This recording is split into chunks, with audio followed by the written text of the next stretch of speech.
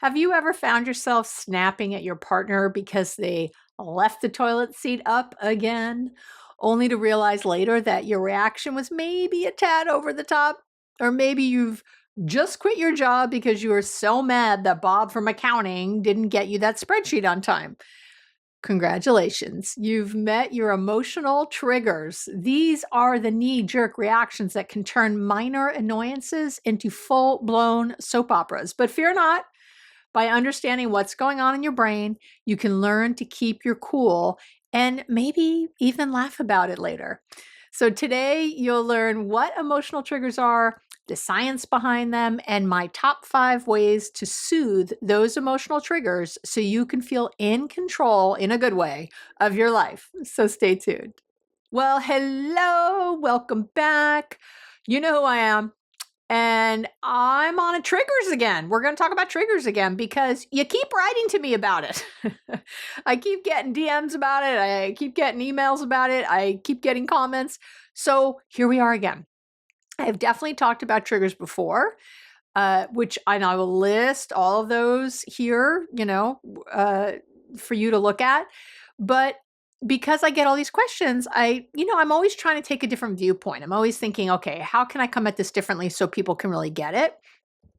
And I think I did a good job. Like I always try to over give and really get you where you want to go. I have a really great download today. It's something I've offered before. And it's a tool I've been using for 30 years. That's not an exaggeration. 30 years easily with myself, with my clients, to great effect. So you can listen, you'll be able to download that today, and I'll just tell you where it fits in as we go. And as always, everything is on the website, and, go to the podcast page, go to the relationship tips and tools page. If you're watching on YouTube, you know what to do, like and subscribe. And below the video will be all the links. So wherever you are, you can get it. If you are part of my One Love Collective, my online Patreon community, everything is in one place. Yes, all the downloads, all the extra downloads that you get, all the beauty, all the things, all in one place. So you don't have to go to all the different places to go figure it out. Okay. And I'll talk at the very end about the extras that my One Love online community get. So if you're interested in knowing, well, what's so great about being there, these are just a few, these are just the extras they get. They also have a lot of other things that are available online, but mostly we have each other. And it's a great place to feel, for me, to feel connected and loved and supported, and that feels good. So there you go. All right. So what are emotional triggers? Obviously, it's the first question. So, and really, I'm saying emotional triggers, but let's be real, triggers are triggers. I mean, you could have triggers that from a sense of smell. If I walk by a donut shop and I smell cinnamon, I'm going to be triggered probably to want to go in there and get myself a donut. What's your favorite? I'm not a huge, my man loves donuts. He digs them. So I do enjoy a cinnamon twist every now and then. Not gonna lie, sugared on the outside. But anyway, but if you're a donut person, God bless you. But you get triggered when you smell the smell. Whatever that is. So obviously those kinds of triggers. But we're all here. We know what we're talking about. Me. I'm the relationship maven, so I'm talking about emotional ones. But basically. And I want to remind you, triggers can be conscious or unconscious, but mostly your emotional triggers happen so reactively that they're unconscious. Even if you're conscious that you've had the trigger before, you're having a knee-jerk reaction in the moment. So that's really generally an unconscious trigger quickly coming to take over. And basically, it's your unconscious brain's way of saying, I've seen this movie before and I didn't like the ending. Okay. I've been here. I've done that. Not on my list of favorite things. So, that's what it is. They're automatic responses to certain situations, people, words, behaviors. And what they're doing, again, subconsciously mostly, is dredging up past experiences, often unpleasant ones. And you could have conscious ones too, if you're friend is late for the movies and you go to, oh my God, they're always late. I'm so sick of this friendship. It's one-sided and I can't stand them and I don't know why I'm in this friendship, and you're doing a whole thing. I'm not saying you shouldn't listen to that and really look at if this is a one-sided relationship or not, which, by the way, I did a whole episode on one-sided friendships. I'm not saying you shouldn't look at that, but if you're having a reaction in the moment and hating this person and full resentment, and that's the only place it goes, not healthy, not helpful, not helpful.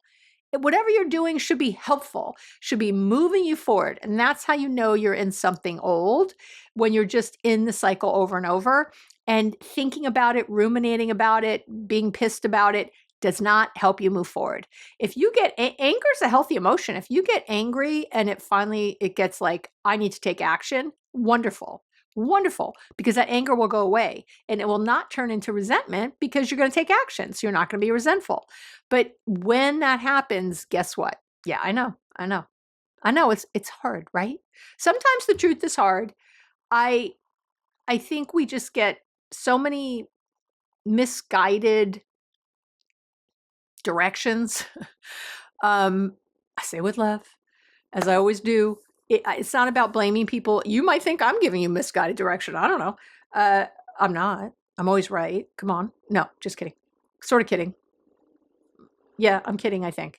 So, but you know what I'm saying? Like, I'm here to tell you what I believe from the research and from my 40 years of experience, and using things on myself, not just my clients. But again, and it's mostly not about me. It's about my clients. And I mean, there's been thousands over the years, in groups, in individual, in trainings, and I mean, all over the place.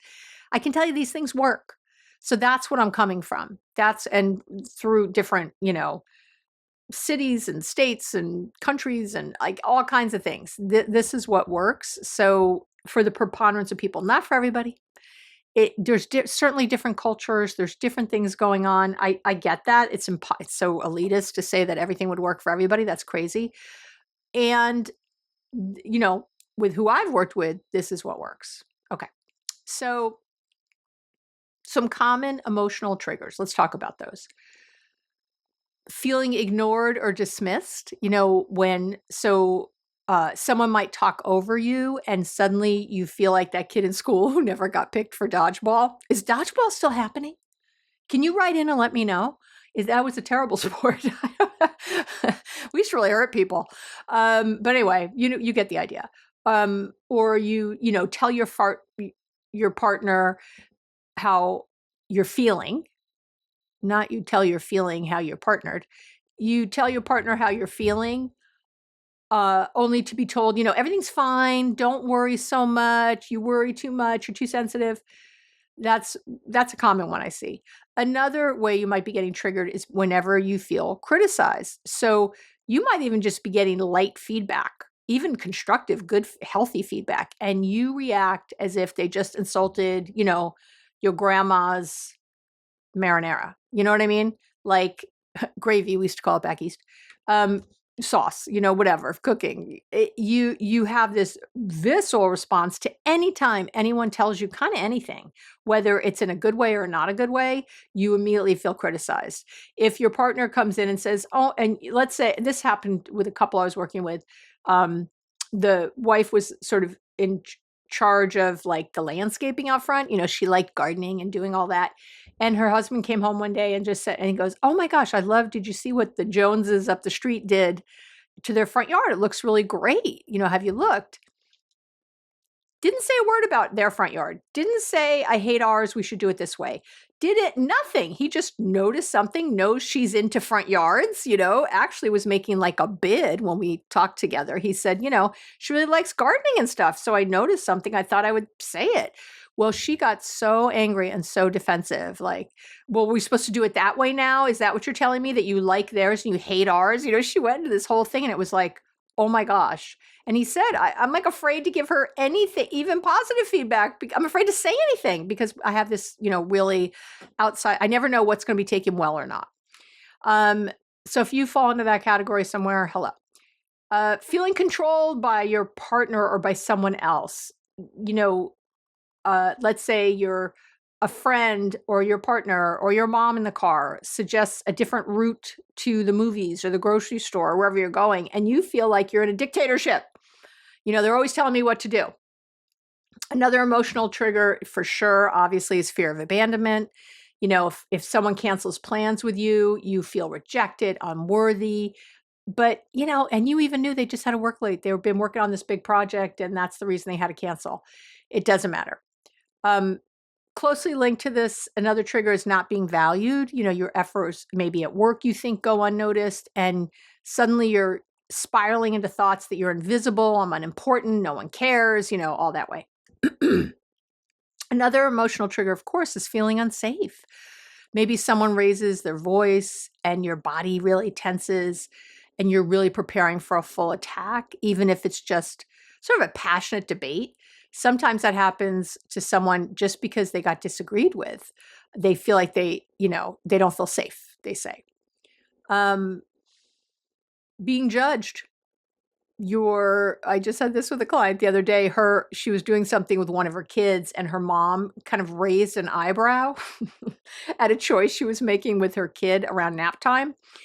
And she just saw the eyebrow raise and she said she got so defensive. And she noticed it because she's been working on this, and like she was failing, her mother was judging her. I mean, she just felt so defensive, so mad, resentful. I didn't get any good parenting when I was growing up. It just really started, and I was like, whoa, hold the train.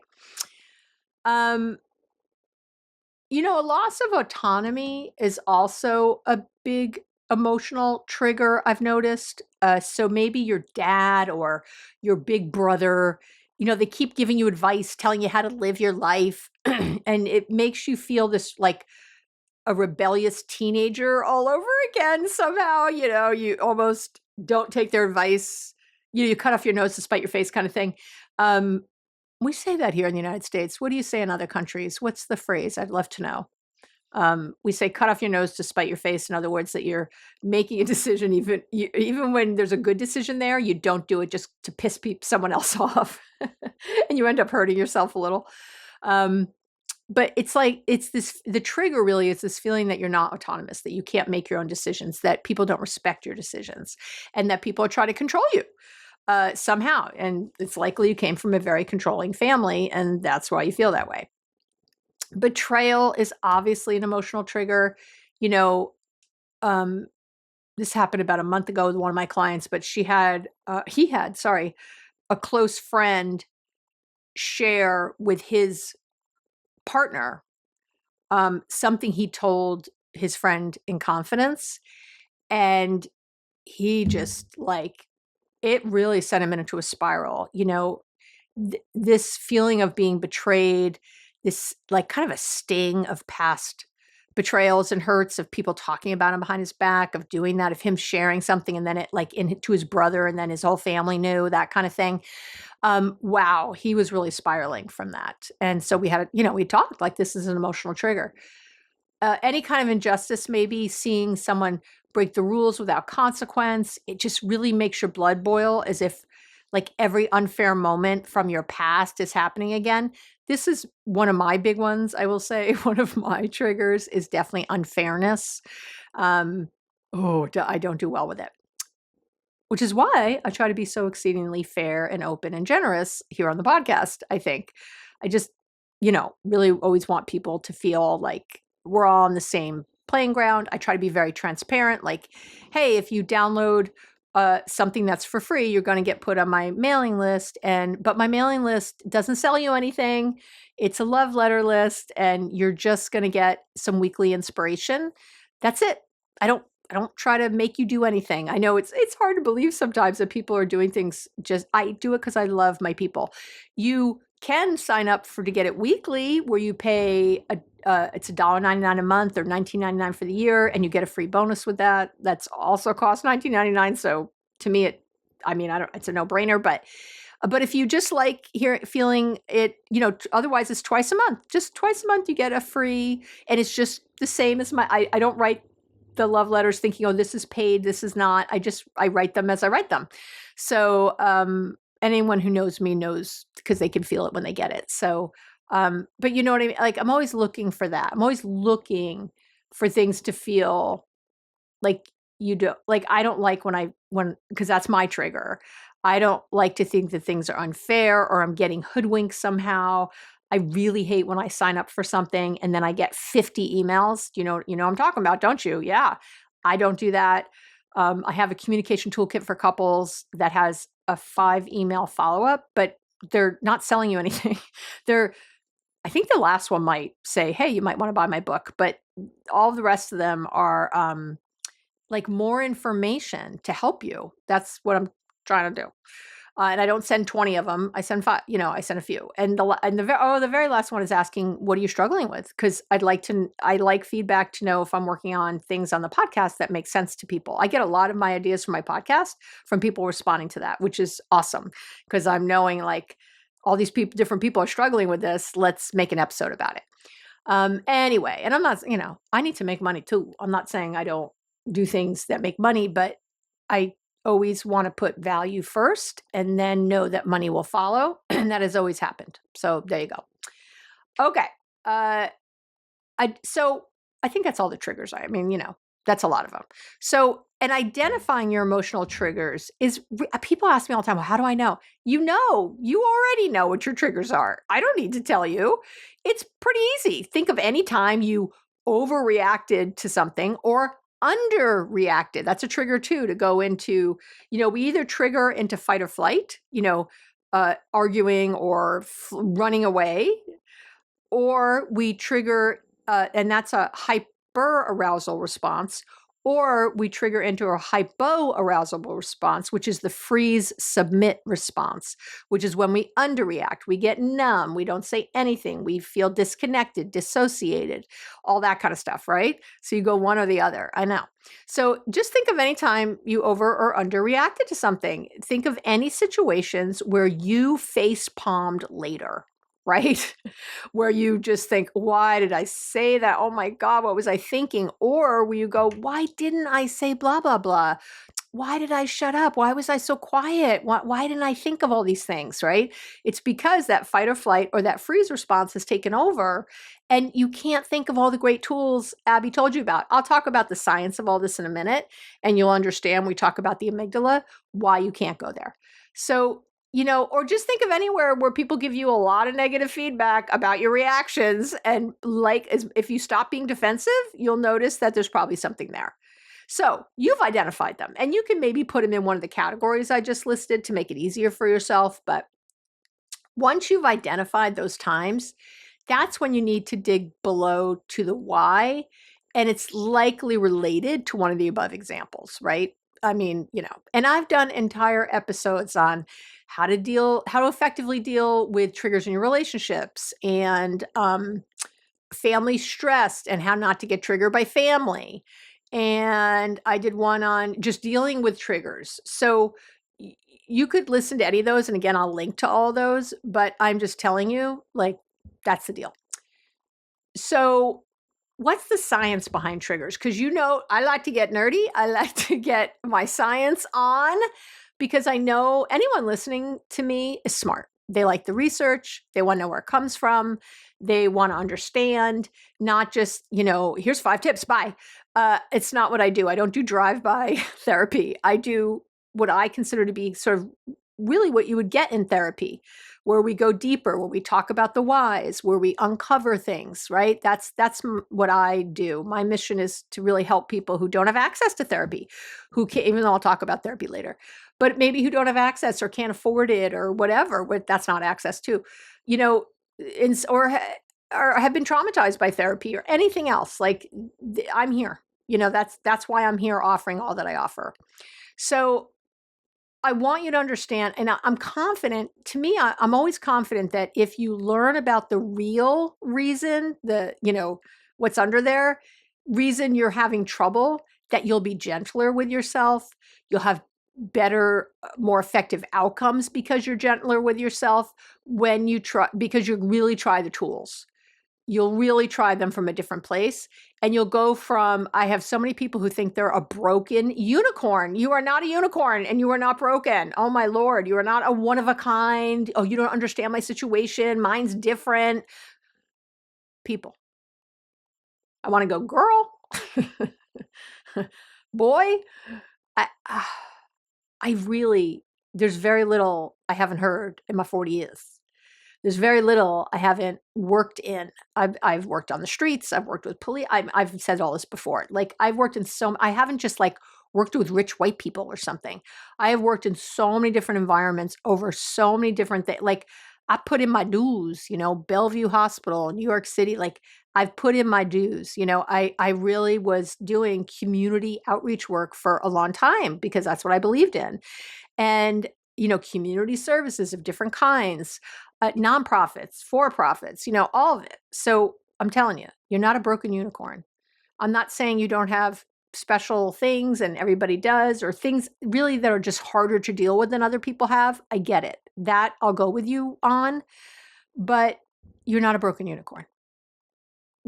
I need you to go from I'm a broken unicorn to I'm just like everyone else who's been through some kind of dysfunctional family or some kind of trauma, or I'm just like everyone else who has other co-occurring mental health disorders, as we say in my position.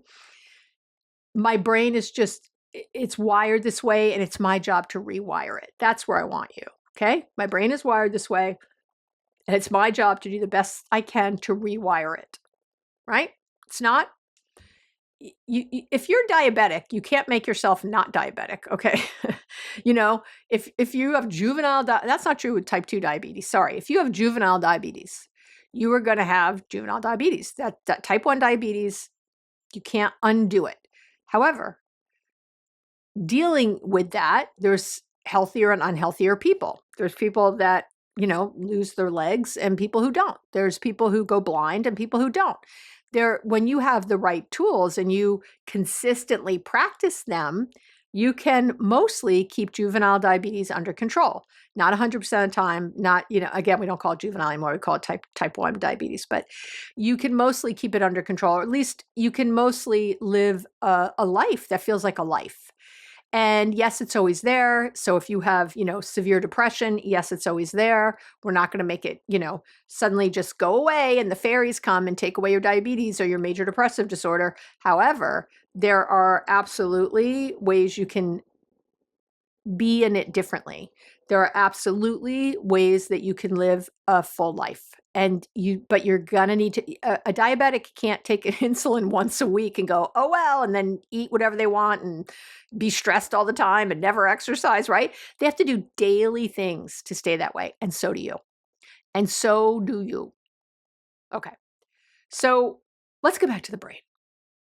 Your brain is, I've done a lot of stuff on brain stuff. So I'm just going to I've said all this before in a different way. So I'm trying to say it in a different way today to see if I can reach everybody in like one of the simpler ways I can do it.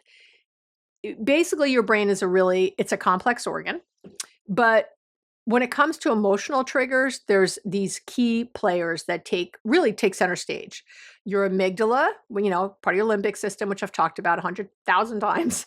And these are little almond-shaped clusters. By the way, there's two. Any like amygdalae, I guess, or whatever. A lot of the stuff in the brain, almost everything. The brain has two of a lot of things, and so there's one in the left hemisphere and one in the right. But anyway, in the amygdala, there's two of them really. But we just talk about it like a single thing. It's an almond-shaped cluster. And it's your brain's alarm system. It detects threats and it kicks off that fight or flight response, that hyper arousal response, faster than you can say, not again. Okay. Like faster than you can think, than you can realize. Your prefrontal cortex, I'm going to sneeze. Hold on.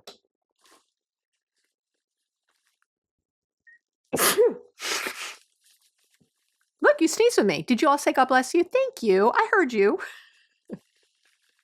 I heard you. Thanks, guys. That was sweet.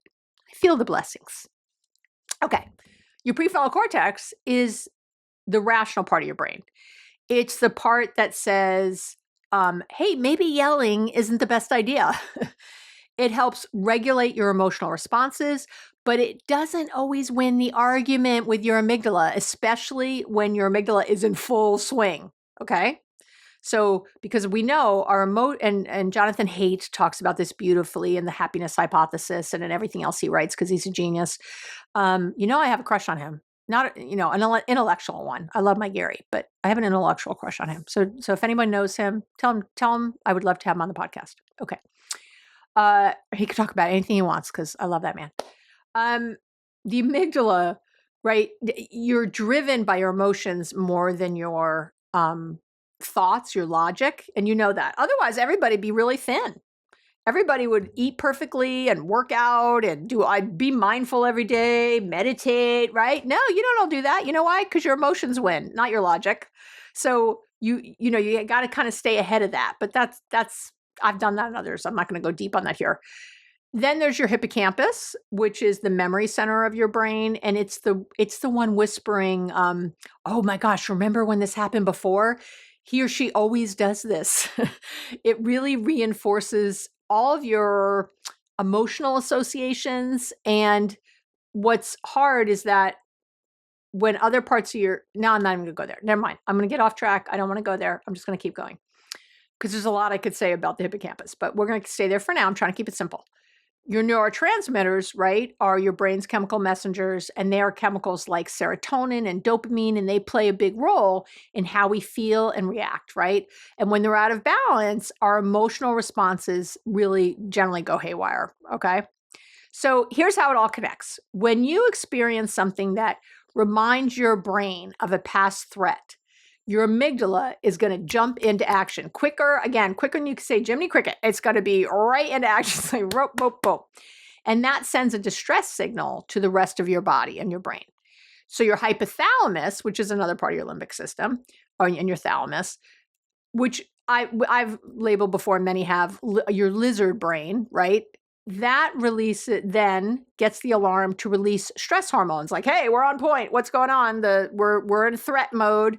We're fighting or fleeing. So we need some hormones. We need some stress hormones and neurotransmitters to be flooding into the system to get us to react. It means a tiger is coming to chase you. So you better be ready. Right? So you have to have stress hormones, cortisol, adrenaline, sort of flooding into the system, ready for you to fight or flee. I know, but half the time you're sitting in front of your computer as your boss told you that they'll see you in their office at 2:00 and it's only 9 a.m. Yeah, that's the problem there. That's why you can't seem to focus on anything and you keep like, oh my God, what's my boss want? Even though you've done nothing wrong and you haven't. You're fabulous. There's nothing to fear here, but you go there. Okay. So meanwhile, while this is all happening, so you have stress hormones flooding, you're in fight or flight mode, right? Your hippocampus is retrieving any relevant memories associated with whatever this experience is. And it's reinforcing that emotional response. So you're having like a drama king or drama queen reaction. All right.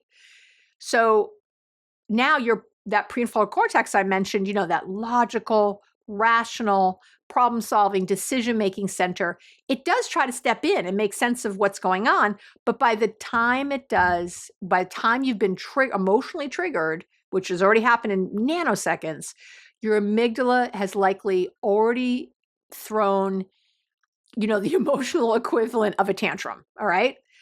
So there's nowhere for it to come. It's almost like too late.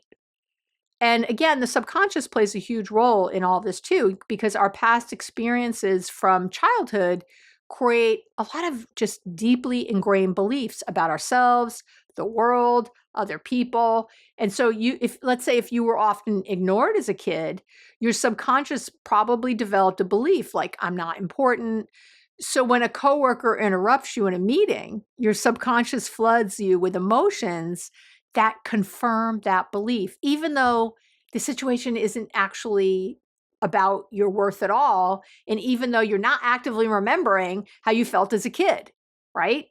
That's what you have to get real with. So all of that comes into the research and what works to soothe emotional triggers and to even stop them. So and what I will tell you from my clients, from me, from the research, all that over time is what happens is I'm not saying I never get triggered anymore, and sometimes I get triggered and I act a fool. I'm not going to lie and say I don't. Later I'm like, oi. Everyone say oi, oi, oi vey's meer. Yeah, it's good Yiddish. Anyway, anytime I go there, I get it. But I will tell you that used to be the majority of my existence, and now it's a very small part. And I will tell you again, for my clients, for the research and the participants in research, all the things, what happens generally is that your triggers become less and less, or your triggers have less like bite. They still come maybe as often, but they don't last as long. They don't go as deep.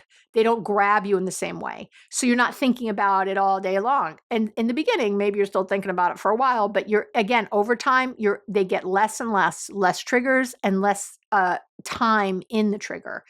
And that's pretty amazing. And then again, you have a lot of what we call extinction, which is when a habit it becomes extinct, but you don't do it anymore. And you have to remember, all emotional triggers are habits of thought that have been neurally wired now in your brain. So you have to sort of unlink that while laying down new neural pathways for new thoughts, new things you can do. Okay. So you got to kind of soothe the nervous system and implant new stuff, right? You're sort of like, I always call it like overgrowing an old path in the woods. If there's an easy path to something, when you think of that, it's the first place you'll go, even though there's spiders there and scorpions and snakes and prickly bushes and all the thing, right? You know what I'm talking about. You still go down there. But if you can stop, and I know it looks good because it's the fastest way to get somewhere, and if you start to really hack at a new path, eventually that old path becomes overgrown and you don't even notice it anymore. And that new path is laid down. And that's really what you're doing in the brain. And just think of yourself out in a field somewhere with thick overgrowth and stuff, trying to hack your way through the undergrowth, right? Hack your way through the forest. It's harder. It's so hard. And you're going to want to go to the old path. You're going to be like, please, I want a cigarette. Please, I want to eat a sleeve of Oreos. Oh, the Girl Scout cookies are out here in the United States. And I have to tell you, yeah, I got to walk by quickly. But do you know what I'm saying? Like, or whatever that, or overreacting to something with the boss or yelling at your partner or whatever. Do you see that? That's the old path, and it's easier and it's quicker and having a drink and whatever. But if you stay on that new one enough, you really will it starts to beaten down, and then more things start to come down that highway and batten it down even more. And before you know it, the other one's overgrown. Takes a minute, but it is. And then the new neural pathways are set. So once you've identified your triggers, again, it's time to tame them. It's time. So let me give you my 5 strategies to do that. And again, there's even more strategies in the past, and I'm, in all the other episodes I've done. So if triggers are a big deal for you, I'd be reading all this. How to manage your emotions, my step-by-step guide. I think I talk about that episode more than anything. Go look. So number 1, I would say, easiest, these are like quick ways to soothe. Okay. These are right in the moment, how you soothe them. That's what I was going for today. And that's a lie. I was going for some of those today. It's not a lie. It's what I was doing, but I couldn't only do those. So I did a couple others. Pause and breathe. I know it's the easiest thing you can do. It's the quickest thing you can do. And it's super effective.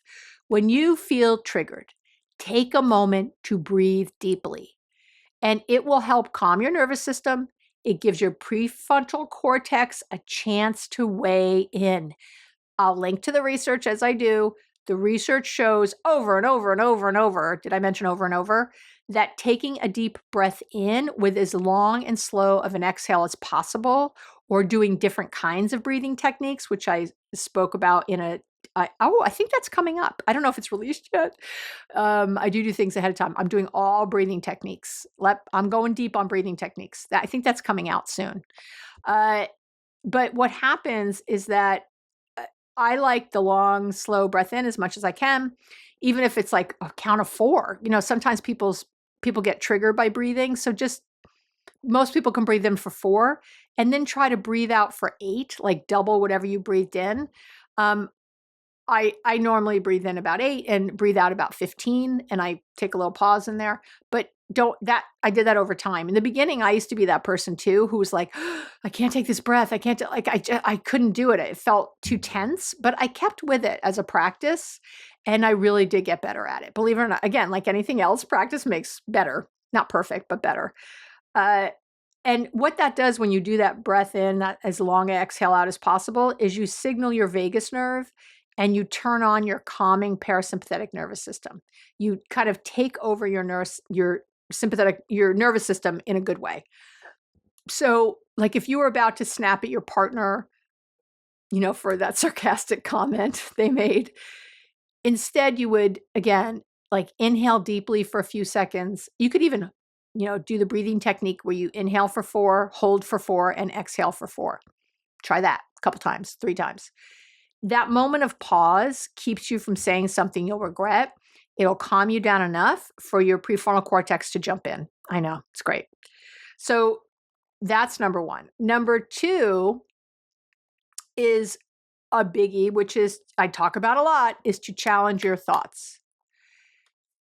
You got to challenge them. You got to stop. You have to ask yourself if the reaction you're having is based on the present situation or past experiences.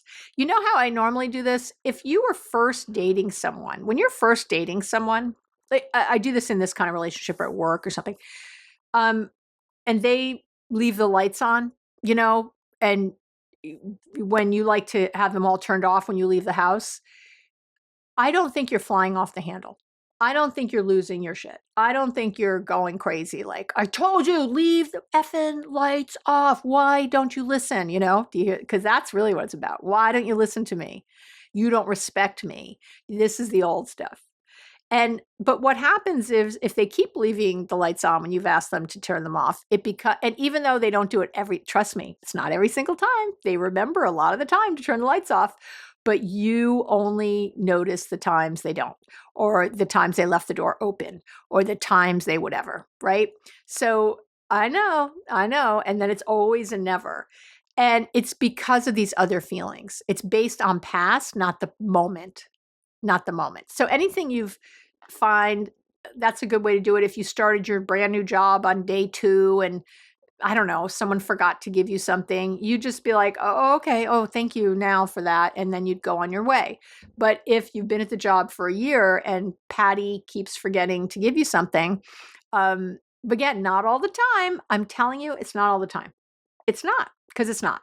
Because if you said to Patty, you never get this to me on time, she'll give you 5 examples. I'm telling the truth because you've been there. She'll give you 5 examples of when she did do it on time. And maybe they were the only 5 she ever did it on time, but so she's immediately discounting everything you're saying. And again, it's not, the reason I want you to care is because it's not helpful to go after Patty in this way. It's not going to get you your stuff on time. It's going to make your relationship worse. And Patty's probably being passive aggressive, not getting your stuff on time most of the time. So she will dig in deeper. She'll get even more passive aggressive. And now you'll have other stuff not on time. So it's not going to help you. If I thought blowing up and yelling and screaming at people will help you, I would tell you to do it. But I hear some people right now, you're going, oh, well, the only time my kids will listen is when I scream.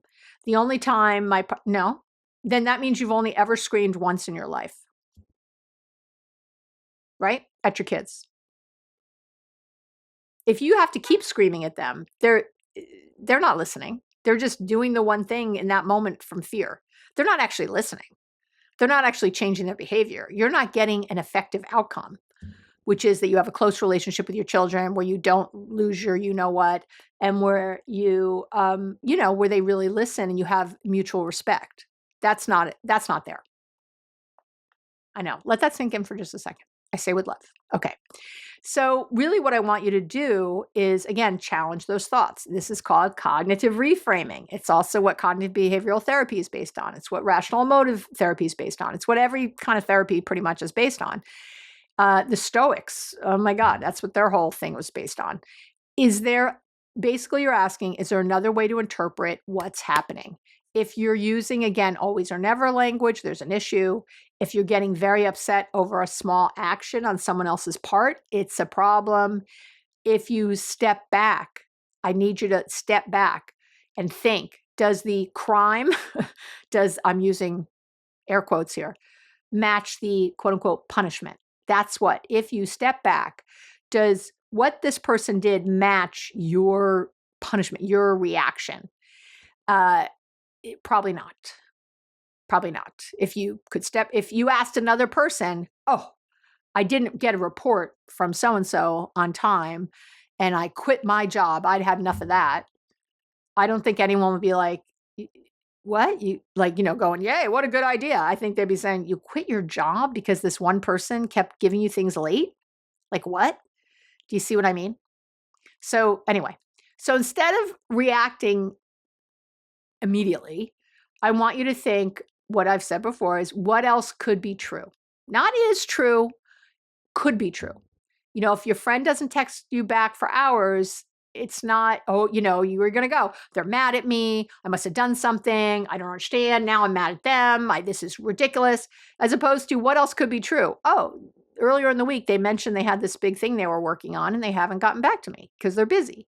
Oh, maybe they're at work. Maybe they're busy doing something else. Maybe my friend doesn't feel well. Maybe they didn't see the text.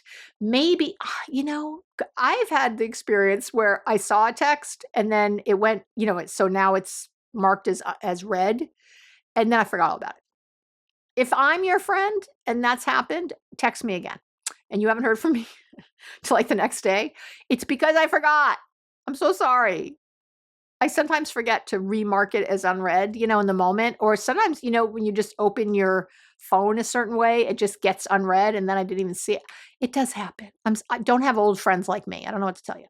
Because I'll hear you, some of you are like, well, they're always by their phone. I know they saw it. It's like, yeah, they might have, but they had other things that were priority and they might not have. They might really have been doing something else. Or again, they might have not felt well. Or I've been yelled at because I've had a migraine. I've been in bed for hours, or whatever. And I've gotten emails from people going like, I emailed you this morning and I haven't heard back. And I'm like, yeah, I was in bed all day. Like that, you weren't my priority in the moment. I say with love, but you weren't. So instead of assuming they're mad at you, assume, what else could be true? What else could you think? And this is where I have a fabulous exercise for you. It's modeled after the grandfather, I believe, of all cognitive behavioral therapy. He's known as the grandfather of rational emotive therapy, which is kind of the same, and what CBT is based on. But the work of Dr. Albert Ellis, he's incredible. I used to see him speak in New York. He was amazing. He's dead. He's been dead a while now. But, whenever I say you feel the way you think, which I say over and over on this podcast, that's from him. That's his jam. That's what he talks about. And there's a rational emotive therapy exercise. It's called the ABCD method, which is very well known and popular and very effective. Great research about it.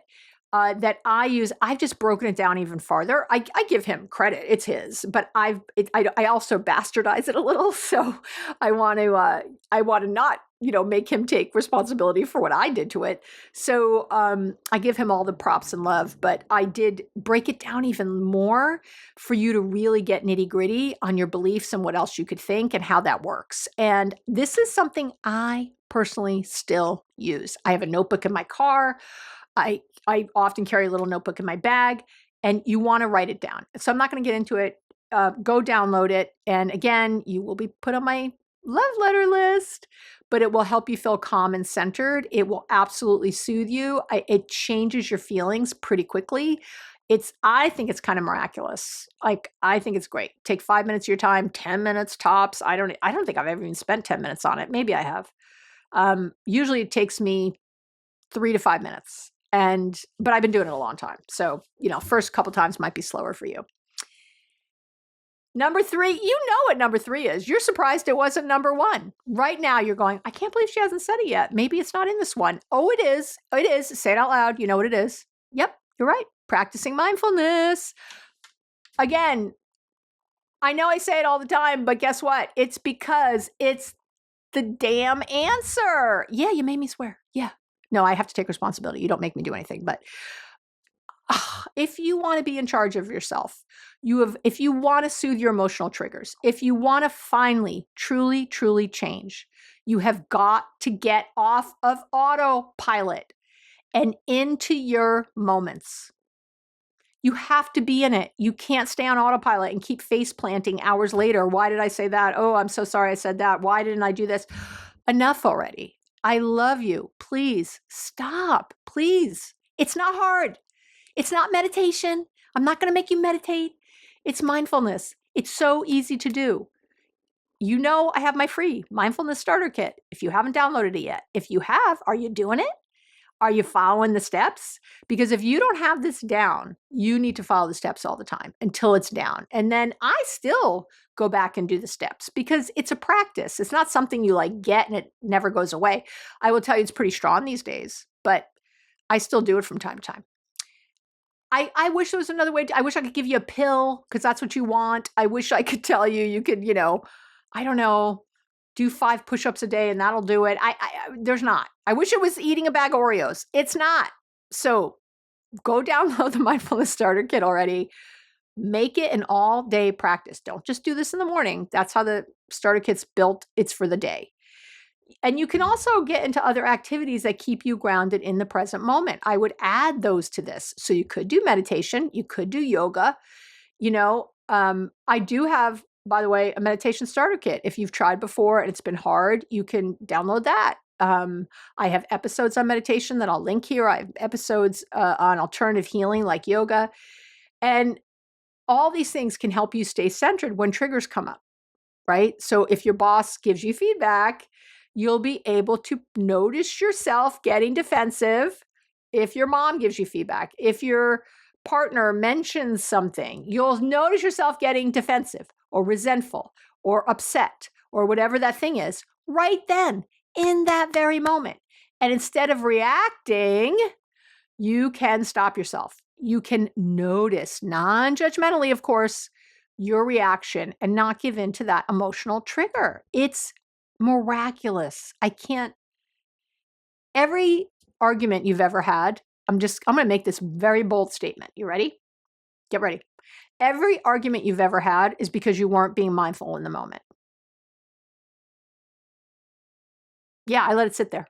Mic drop. I'm going to keep going, but I am telling you right now, every argument you've ever had, if you had been mindful in that moment, you would not have had the argument. Because you would have been able to stop yourself. You would have had a different approach. You would have asked questions. You would have been loving and kind. You would have been open. I'm not saying they wouldn't have still been upset, but you wouldn't have been. It takes 2 to have an argument. And from that place of not doing more damage, you could then maybe have a future conversation where things went better. Okay? I know. Just telling you, it's the secret sauce. Number 4, I will say, could be to seek support. Okay? For some people, emotional triggers have a really uncomfortable hold on them.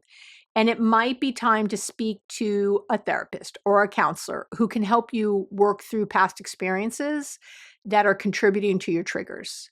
So if you find that you always see feedback as criticism and it always triggers an out of proportion response, a professional can help you trace it back to your hypercritical parent and work on shifting your response. But let me say this in the same way. I want to give a warning. I find that too many people are so busy trying to figure out the why that they avoid taking action and moving forward, that they avoid the what to do. If you're doing exploration, it's not to point a finger of blame at anyone. It's only to help you explain to yourself why you are the way you are so you can be more forgiving. That's the only reason I do it with clients, so they can be more forgiving. They can understand where it came from. They cannot feel crazy, and they can be less judgmental of themselves. And when you are more forgiving and less judgmental of yourself, guess what? You can use tools. You can act, not react. You can be in your moments. You can be all the things. When I often have clients who are seeing me and they're trying 50 different things. They're like, oh, I signed up for this and I did this, I did that, I did the Hoffman method, I signed up for Anthony Robbins, I went to this thing. And I'm like, slow your roll. Slow. And they're working with me. I'm like, you will get overwhelmed and do nothing.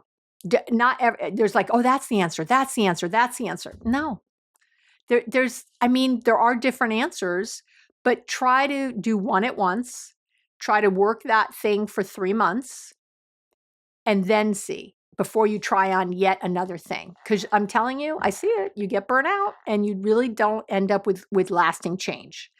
And then you come back with nothing ever works for me. And that's not true. It's that the way you've been doing it. Okay. Are we on the same page? Are we doing this? Are we here together? All right. So it's fine to go back. It's fine to look. But if you keep wanting to look, if you keep knowing, even having answers and going, well, I don't understand why I do this. I don't understand. Whenever clients say to me over and over, I'm confused, it's like, why? You're not confused. You're not confused. You know why. You're just not looking at it for whatever reason. Okay. And it might be because it's so traumatizing they can't. I'm not saying it's like their fault. I'm just saying it stops. If you're saying I'm confused, stop and take a minute and really think, are you confused? Because often when I challenge my clients and I say, are you really confused? I'm not confused why you did this. Are you confused? And they say it out loud. Oh, well, yeah. Well, yeah, my mom was always talking about how I looked, so no wonder I can't stop the critical voice in my head about my thighs right now. I'm like, okay. So what else can you say about your thighs? Or what else can you say? Can you forgive your mother? Like, let's do some action. Let's not just keep talking about it over and over and over. We get it. Okay? You get it. You're not so confused. You're smart. I know you. I see you. So get around it. Get a hold. All right. And number 5 is that you really have to work on developing healthy coping mechanisms. Because in the end, you need to stop reacting impulsively and you have to find healthy ways to live and cope with your emotions. You got to do it. And the key is to do these things consistently. It's kind of like what I was just saying. I'm just now getting deeper on it. In my experience, you might do some tool I suggest, and then you feel better. So you stop, and then your old patterns creep back in. You've got to stick with these new tools longer term, maybe forever, depending on what you're overcoming. Again, I don't have any clients who have type 1 diabetes saying like, oh, I'm stable. I guess I'm all good. I don't have to worry about my insulin anymore. I could eat whatever I want. I don't have to exercise anymore. I don't have to worry about my stress level, right? No, they're still doing all those things and they've just become a part of their life. They understand that they cannot live a healthy life without these things. For them, it's life or death. For you, you make the mistake of thinking it's not life or death, and it is. I would argue that your emotional life, that how you feel day to day,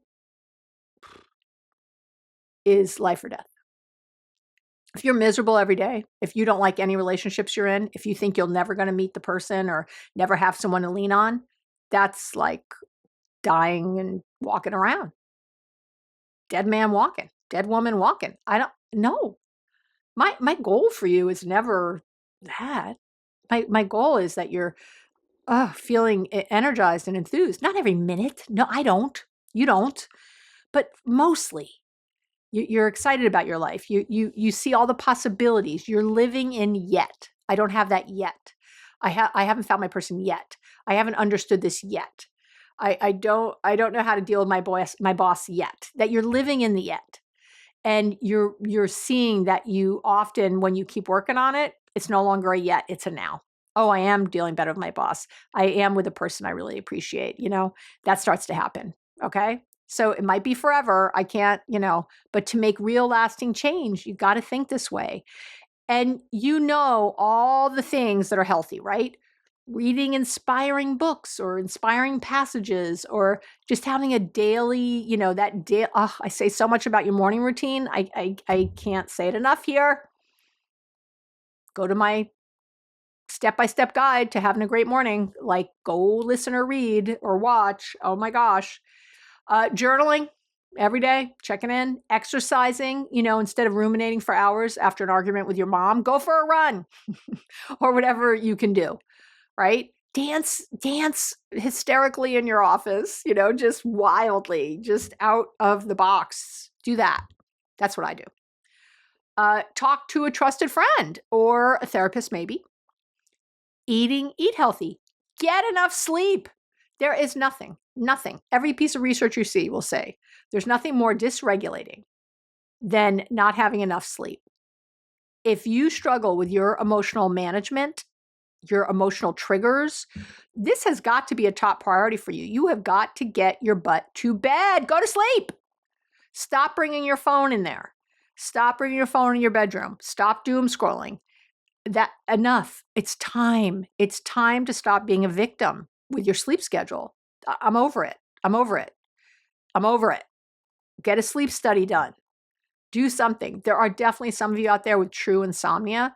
And even for true insomnia, you know there's a way you're supposed to be dealing with your nighttime rituals, right?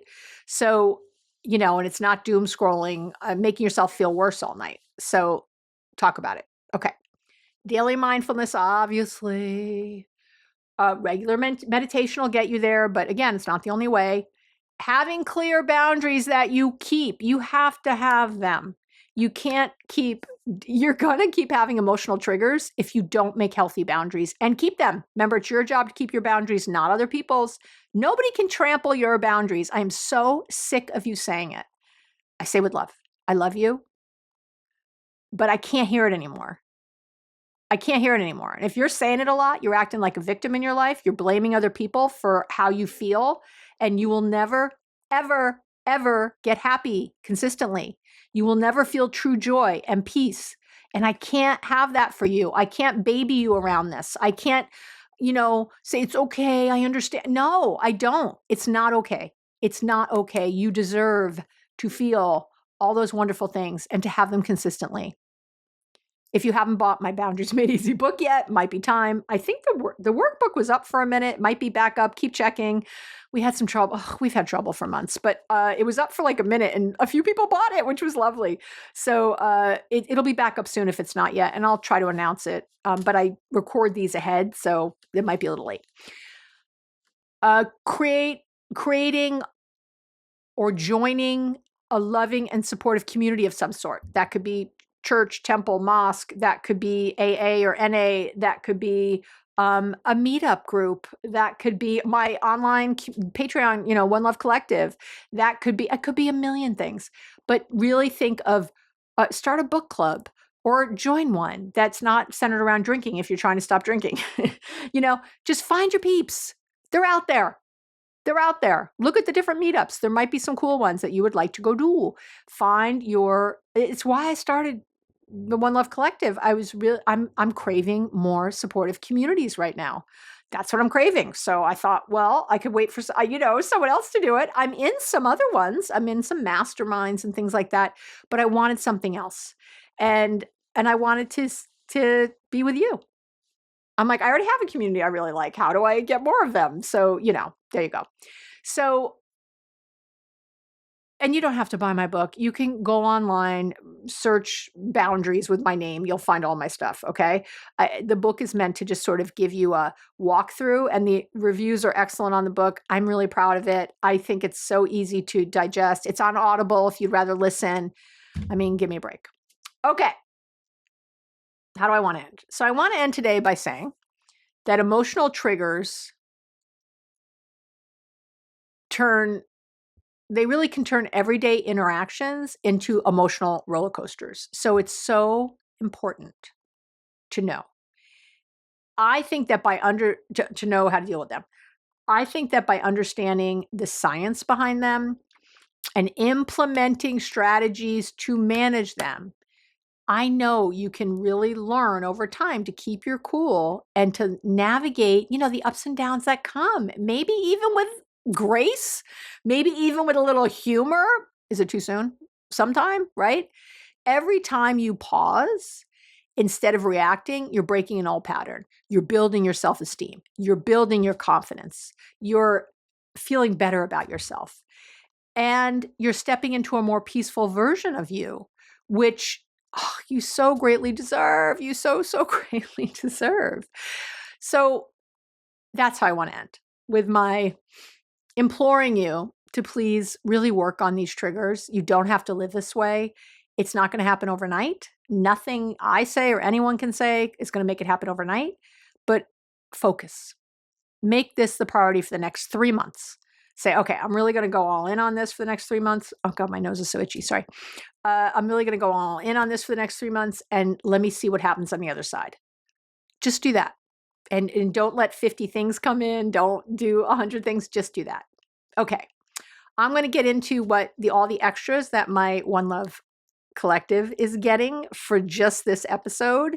So if you want to listen for some of the things that they get, this, to understand why you might want to be part of it. Again, this is just in addition to all the other things they already get, but at their different levels. There's 3 tiers. And then if you're already in the One Love Collective and want to hear now what you're getting, you already know because you've been online. But here you go. Ready? So and everybody, of course, is getting the RET tool, whether you pay for Patreon or not, or do something or not, everybody's getting that. It's just in one place for my wonderful online group. If you're in tier 1, you are getting an emotional regulation cheat sheet. And these are quick strategies to soothe your triggers. I am so proud. I have every situation you can imagine laid out, and then quick strategies within those to relieve your triggers, because I thought this is important. And then I have some journaling prompts to help you identify and deal with triggers, right? So to help you get there. If you're in tier 2, you get everything from tier 1, and you're getting, and I have a worksheet coming from old to new, like these old ways of thinking, these old triggers to new ways of thought that can have you feeling differently. So I have a worksheet just to help you get down to that better. And I have some more journaling prompts. These are different. These are to help you dig deeper into the emotions related to your triggers. So again, just kind of going a little deeper, a little more like therapy, maybe, than the other journaling prompts, which are great, but they're just different. I realized as I was writing that I wanted to separate them. And then if you're in tier 3, of course, you get everything in tier 1 and tier 2, but you also get an emotional triggers worksheet. So identify, understand, and soothe your reactions. That's what it's meant to do. So you're also, again, all that plus this other one. So I know. I just get so excited with every episode now when I think of the community and all of you, and I just I'm like, oh, I could do this. I could do this. So hopefully I don't overwhelm, and hopefully you get to kind of pick and choose what feels right for you in each episode. But yeah, I love you. There's a lot there, and I hope you partake. All right. That's it for everyone. Oh, so happy you're here with me as always. Oh, I feel the love. I can feel you loving me right now. I can. Any haters have dropped off. So anyone who was with capitals, shouty capitals, get to the point already, is already long gone. So that's great. So it's just us. And thank you. I really couldn't have this life without you. And I know that. And oh, I just really appreciate it. And I appreciate you. All right. I love you. Have an amazing week, and I'll talk to you real soon.